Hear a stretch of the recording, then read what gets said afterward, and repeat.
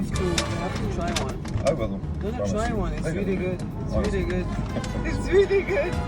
See how crazy I was? In my bottle, they were putting grape juice, and then I would go to people and say, "This is wine. I'm drinking wine." And I was like 2 years old, and I was like drinking wine. Yeah, but you your know, friends have- that's where my addiction to sugar came. Parents in general think if the kid is fat, the kid is healthy. No, but I was not fat. But also, they didn't know that they shouldn't give me like cereal or, you know? Yeah. We all grew up eating cereals. I still do. So, That's see beautiful. how terrible this building is? Are you kidding? I mean, I'm very against architecture standing out in the landscape. Architecture to me is something that should really integrate the environment. Yeah, but shouldn't architecture Suppose- compose the landscape itself?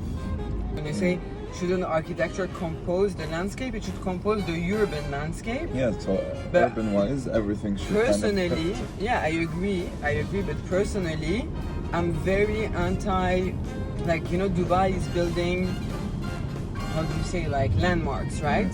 So that's why they have such a flashy architecture. I know those 3Ds by heart, by the way. So much I've looked at them.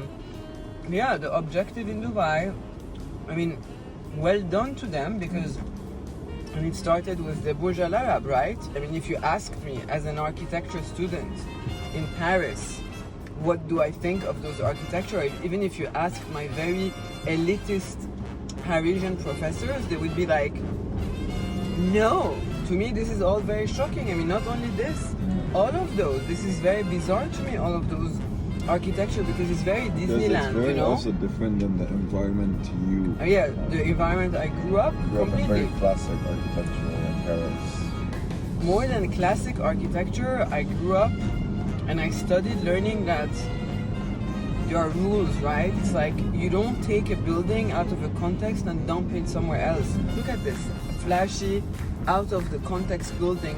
If I didn't study in the school that I studied, my approach to work would be completely different, because we had different architecture school in Paris. We had the architecture school that were a bit more technical, and we had the architecture school like mine that was really focused on the process. Of course, it was very theoretical, right? It's like, you know, you learn processes, but you fundamentally learn that processes are much more important than the end result. It's the tip of the iceberg and what's under the iceberg. Right?